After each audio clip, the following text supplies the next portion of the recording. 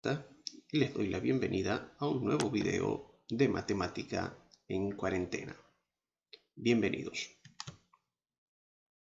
En un video anterior introdujimos ya el conjunto de los números complejos, definiéndolo de una forma sencilla, planteando cómo escribirlos en su forma binómica y en su forma par ordenado, describiendo cuál era su parte real y su parte imaginaria, clasificándolo con sus complejos opuesto y complejo conjugado. Hoy nosotros vamos a continuar con los mismos números complejos, a ir avanzando poco a poco, trabajando ciertos conceptos. Los conceptos que tenemos para hoy serán los conceptos de igualdad de complejos y potencias de la parte imaginaria, de la unidad imaginaria I, potencias de I. Entonces hoy vamos a comenzar con la parte de igualdad de complejos. Nosotros podríamos decir lo siguiente: se dice que dos complejos son iguales si sus partes reales y sus partes imaginarias son iguales. O sea, si dos complejos serán iguales, ciertamente, si las partes reales de cada uno son iguales y las partes imaginarias de cada uno son iguales. En otras palabras, si yo tengo un complejo Z1 igual a A más BI y un complejo Z2 igual a C más DI, estos dos complejos van a ser iguales siempre y cuando el valor de A sea igual al valor de C y el de B sea igual al valor de D. Si esto sucede, entonces esos dos complejos serán iguales. Recuerden que en este caso la parte real de ambos complejos son A y C y las partes imaginarias son B y D. Por lo tanto, nosotros podemos plantear algunos ejemplos. Estos ejemplos en los que podríamos aplicar esto de igualdad de complejos es simplemente en ejemplos algebraicos, ejemplos sencillos. Nosotros podremos plantear lo siguiente. Vamos a determinar el valor de las variables para que dos complejos sean iguales. Si yo tengo un complejo Z1 igual a parte real x más 2, parte imaginaria 5y y Z2 8 menos 15y, o sea, su parte real es 8 y menos 15 su parte imaginaria. Estos dos complejos puede ser que sean iguales, pero siempre y cuando cumplan con ciertas condiciones. ¿Cuáles condiciones? Bueno, la condición de saber cuánto tiene que ser necesariamente x, cuánto tiene que ser necesariamente y, para que se puedan cumplir esas igualdades. En cierta manera, nosotros planteamos la igualdad de que esta parte, este complejo Z1, que es x más 2 más 5y, es igual a ese complejo Z2, que es 8 menos 15y. En otras palabras, estos dos complejos van a ser igual si la parte real del primero es igual a la parte real del segundo y la parte imaginaria del primero es igual a la parte imaginaria del segundo. O sea que x más 2 tiene que ser igual a 8 y 5y tiene que ser igual a negativo 15. Resolviendo esas dos ecuaciones sencillas, simplemente, como lo hemos hecho anteriormente, planteamos fácilmente que x tiene que ser necesariamente 6 y el valor de y tiene que ser necesariamente negativo 3. Y podemos comprobarlo aquí si nosotros sustituimos los valores de y x en estas expresiones. Y veamos. Si el valor de x es 6, tendríamos 6 más 2. 6 más 2 es 8. Si el valor de y es negativo 3, 5 por menos 3 es negativo 15. De esa manera se cumplen las condiciones, por tanto, Z1 y Z2 son dos complejos iguales. Podríamos seguir planteando más ejemplos. Vamos a ver ahora. Tengo un complejo Z1 cuya parte real es x cuadrado más 4 y su parte imaginaria es 16. Y Z2 es un complejo formado con la parte real 5x y su parte imaginaria menos 2y. Y estos dos complejos es posible que sean iguales. Solamente debemos de probar las condiciones. En este caso, x cuadrado más 4 tiene que ser igual a 5x y 16 tiene que ser igual a menos 2y para que ambos complejos sean iguales. Si nosotros igualamos a 0 esta primera ecuación, restando 5x a ambos lados, y de este lado podemos invertir el orden en que está escrita esa igualdad, pues podríamos tener lo siguiente: una ecuación cuadrática sencilla de resolver por cualquiera de los métodos de factorización. En este caso vamos a determinar dos números que multiplicado me den positivo 4 y que sumado me den negativo 5. Esos números son negativo 4 y negativo 1. Por lo tanto, dentro de factores de paréntesis podemos escribirlos. De cada uno de esos factores se desprenden ecuaciones lineales sencillas. X menos 4 debe ser igual a 0. X menos 1 también debe ser igual a 0. Si resolvemos esas dos ecuacioncitas lineales, pues podemos plantear claramente que x1 es 4, x2 es 1 y que el valor de y es negativo 8.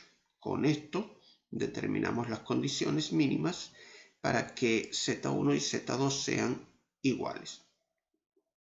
Asimismo, podemos tener igualdad de complejos en donde haya que necesariamente resolver algún sistema de ecuaciones, como en este tercer ejemplo.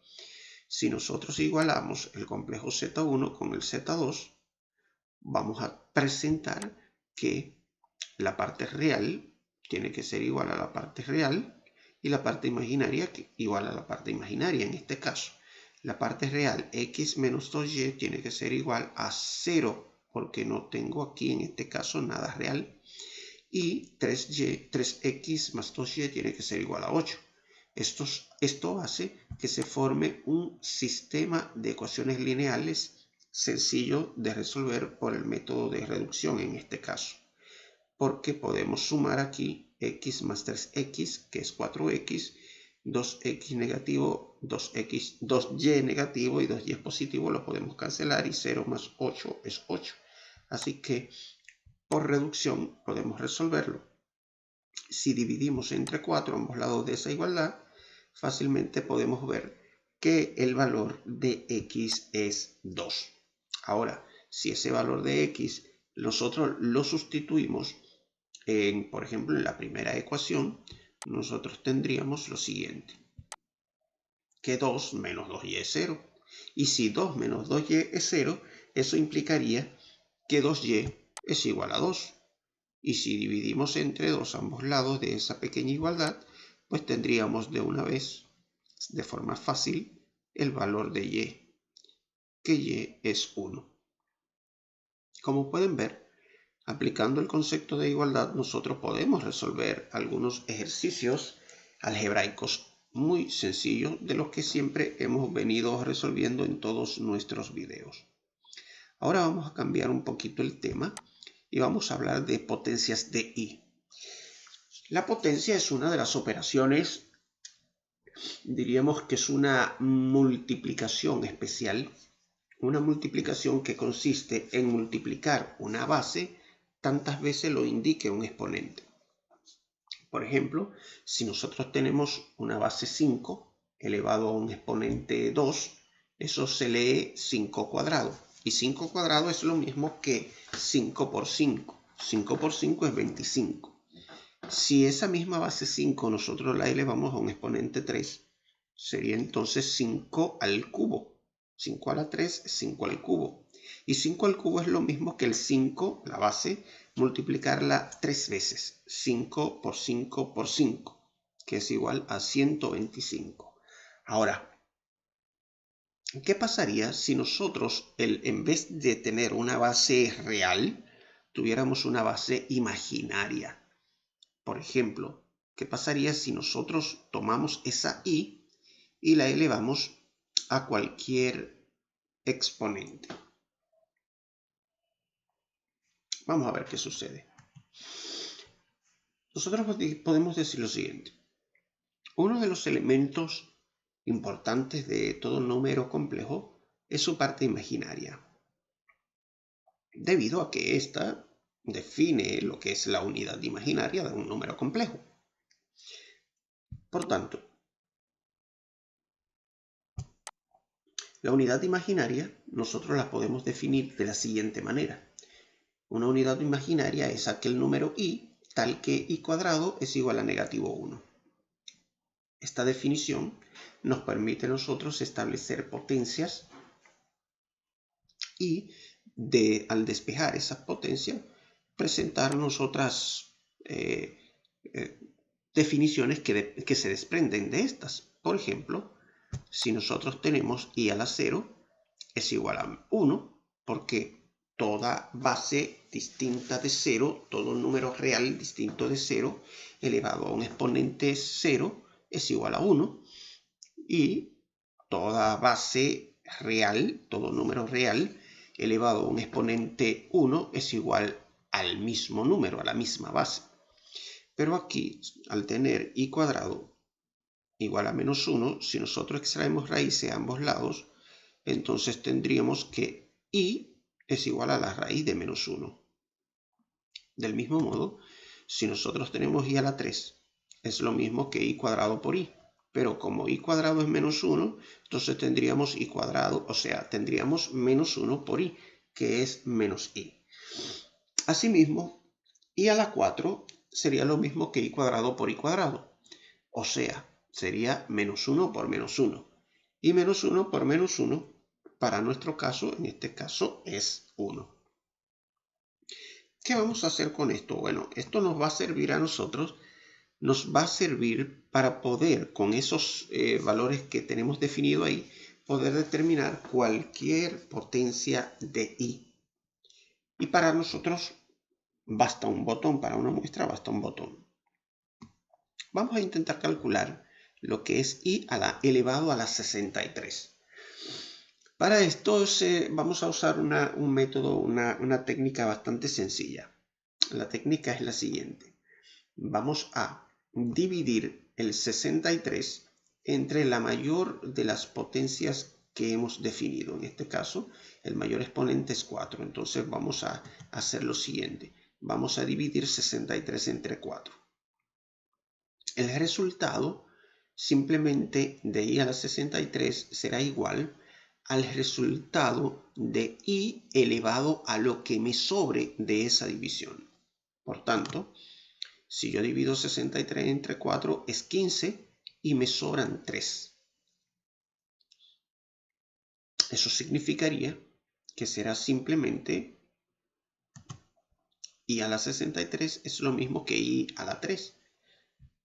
Pero ya sabemos que i a la 3 lo tenemos definido, que es menos i. Y de esa manera podemos seguir con más ejemplos. Aquí, i a la 34 es lo mismo que dividir, en este caso, 34 entre 4, que es a 8. 8 por 4 son 32. Me sobran 2. Por lo tanto, sería simplemente i a la 34 es lo mismo que i a la 2, i al cuadrado. Pero i cuadrado es menos 1. Así que i a la 34 es lo mismo que menos 1. Si quisiéramos calcular i a la 508, pues i a la 508 es lo mismo que i a la 0. I a la 0 es lo mismo que i a la 1. I a la 81, bueno, 81 entre 4 es a 20 y me sobra 1. Por lo tanto, i a la 81 es lo mismo que i a la 1. I a la 1 es 1. Y de esta manera podemos nosotros calcular cualquier potencia de i de una forma sencilla, de una forma muy fácil. ¿Qué vamos nosotros a hacer ahora? Bueno, vamos a hacer lo siguiente. Para próximos videos vamos ahora a utilizar todos los conceptos que hemos usado para realizar operaciones de números complejos. Estas operaciones nos van a servir para seguir avanzando con este tema de los números complejos. Así que por hoy vamos a dejarlo hasta aquí y nos vemos en un próximo video. Bye.